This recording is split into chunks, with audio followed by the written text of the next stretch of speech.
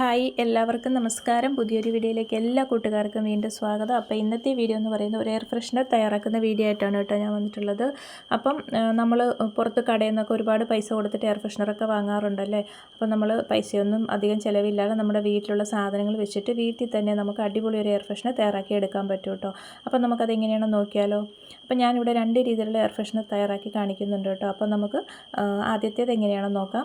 അതിനായിട്ട് ഞാനിവിടെ ഒരു പാത്രത്തിലേക്ക് ബേക്കിംഗ് സോഡയാണ് എടുത്തിരിക്കുന്നത്. ഒരു സ്പൂൺ ബേക്കിംഗ് സോഡ എടുത്തിട്ടുണ്ട്. ഇനി അതിലേക്ക് ഞാൻ ചേർത്ത് കൊടുക്കുന്നത് വിനാഗിരിയാണ്. അപ്പോൾ അതിലേക്ക് ഒരു സ്പൂൺ വിനാഗിരി കൂടെ നമുക്ക് ചേർത്ത് കൊടുക്കാം. വിനാഗിരി ഒഴിക്കുന്നത് കൊണ്ട് നമ്മുടെ എയർ ഫ്രഷ്നറിന് അതിൻ്റെ ആ ഒരു സ്മെല്ലൊന്നും വരത്തില്ല കേട്ടോ. നമ്മളിതൊഴിച്ച് മിക്സ് ചെയ്ത് കഴിയുമ്പോൾ തന്നെ നമ്മൾ കുറച്ച് സമയം കഴിയുമ്പോൾ വിനാഗിരിയുടെ ആ ഒരു സ്മെല്ലൊക്കെ അങ്ങ് മാറിപ്പോകും. ഇനി നമുക്കിതിലേക്ക് ചൂടുവെള്ളം ചേർത്ത് കൊടുക്കാം. നന്നായിട്ട് ചൂടായിട്ടുള്ള വെള്ളം നമുക്കിതിലേക്ക് ഒഴിച്ചു കൊടുക്കാം. ചൂടുവെള്ളം ഒഴിച്ചാലേ ഉള്ളൂ നമ്മുടെ ബേക്കിംഗ് സോഡ നന്നായിട്ടൊന്ന് ഇതിൽ മിക്സായി കിട്ടത്തുള്ളൂ. അതിന് ശേഷം നന്നായിട്ടൊന്ന് മിക്സ് ചെയ്ത് കൊടുത്തതിന് ശേഷം നമുക്കിതിന് സ്മെല്ലിന് വേണ്ടി നമുക്ക് ചേർത്ത് കൊടുക്കേണ്ടത് നമ്മുടെ കയ്യിൽ എസൻഷ്യൽ ഓയിൽ ഉണ്ടെങ്കിൽ അത് ചേർത്ത് കൊടുക്കാം. ഇല്ലയെന്നുണ്ടെങ്കിൽ നമ്മളൊക്കെ സ്പ്രേ ഉപയോഗിക്കുന്നവരാണല്ലേ. അപ്പോൾ നമുക്കിതിലേക്ക് സ്പ്രേ ഉണ്ടെങ്കിൽ ഒരു 10-15 സ്പ്രേ ഇതിലേക്ക് ഈ വെള്ളത്തിലേക്കൊന്ന് സ്പ്രേ ചെയ്ത് കൊടുത്താൽ മതി കേട്ടോ. ഇനി അതും ഇല്ലയെന്നുണ്ടെങ്കിൽ ഇതുപോലെ അത്തറുണ്ടെങ്കിൽ അത്തർ വേണമെങ്കിൽ നമുക്ക് യൂസ് ചെയ്യാം കേട്ടോ. അപ്പോൾ എൻ്റെ കയ്യിൽ അത്തറാണുള്ളത്. അപ്പോൾ അത് ഞാൻ കുറച്ച് ഇതിലേക്ക് ഒഴിച്ചു കൊടുക്കുന്നുണ്ട്. അപ്പോൾ അത്രയൊക്കെ ആണെങ്കിൽ ഒരുപാട് സ്മെല്ലിലൊക്കെ വരും. നമുക്ക് ഇഷ്ടമുള്ള സ്മെല്ലൊക്കെ നമുക്ക് യൂസ് ചെയ്യാവുന്നതാണ് കേട്ടോ.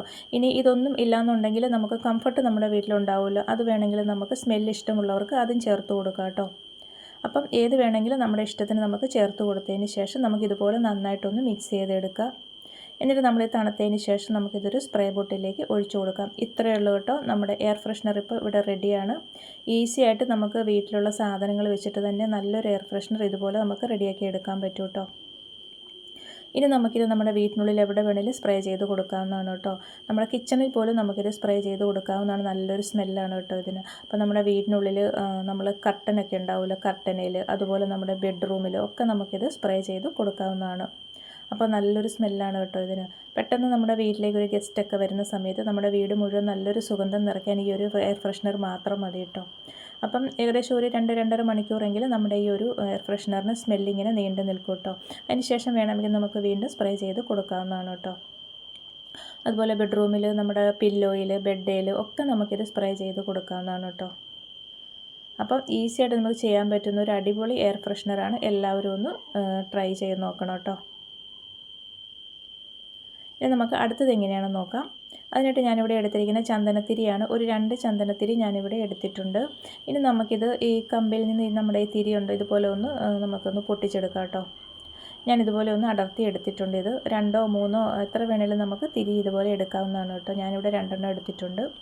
ഇനി ഇത് നമുക്ക് നന്നായിട്ടൊന്ന് പൊടിച്ചെടുക്കണം. അപ്പോൾ ഞാനിത് നന്നായിട്ടൊന്ന് ഒരു കല്ല് വെച്ചിട്ട് ഇടിച്ചിട്ട് നന്നായിട്ടൊന്ന് പൊടിച്ചെടുക്കുന്നുണ്ട്. നല്ല ഫൈനായിട്ടൊന്ന് പൊടിച്ചെടുക്കണം കേട്ടോ ഇത്. അപ്പോൾ എന്താ നമ്മുടെ ചന്ദനത്തിരി ഇവിടെ നന്നായിട്ട് ഞാനൊന്ന് പൊടിച്ചെടുത്തിട്ടുണ്ട്. ഇനി നമുക്കിതൊരു പാത്രത്തിലേക്ക് ഇട്ട് കൊടുക്കാം.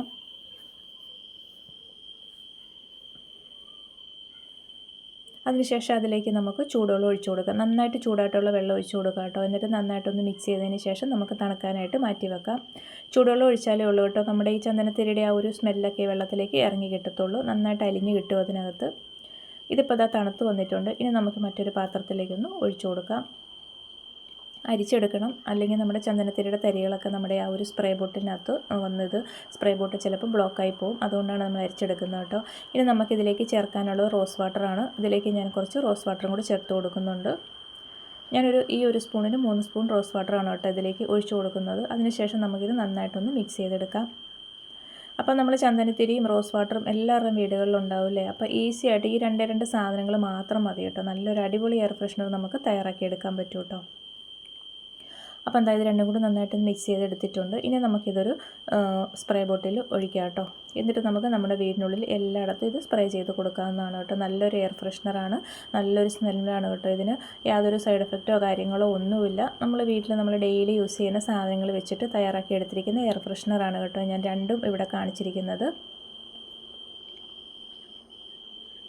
അപ്പോൾ എന്താ ഞാൻ ബോട്ടിലേക്ക് ആക്കി കൊടുത്തിട്ടുണ്ട്. ഇത്രയേ ഉള്ളൂ. എയർ ഫ്രഷ്നർ ഇപ്പോൾ ഇവിടെ റെഡിയാണ് കേട്ടോ. അപ്പോൾ ഇതുപോലെയൊക്കെ ഒന്ന് ട്രൈ ചെയ്ത് നോക്കൂ കേട്ടോ. അറിയാവുന്നവരുണ്ടാവും, അറിയാൻ പാടില്ലാത്തവരൊന്ന് ചെയ്ത് നോക്കൂ കേട്ടോ. അപ്പോൾ ഇത്രയേ ഉള്ളൂ കേട്ടോ വീഡിയോ. ഇഷ്ടപ്പെട്ടാൽ ഒന്ന് ലൈക്ക് ചെയ്യാൻ മറക്കല്ലേ. അതുപോലെ ആദ്യമായിട്ട് എൻ്റെ ചാനൽ കാണുന്ന കൂട്ടുകാരാരെങ്കിലും ഉണ്ടെങ്കിൽ ഒന്ന് സബ്സ്ക്രൈബ് ചെയ്ത് സപ്പോർട്ട് കൂടി ചെയ്യാൻ മറക്കരുത് കേട്ടോ. അപ്പോൾ നമുക്ക് അടുത്ത വീഡിയോയുമായിട്ട് വീണ്ടും കാണാം.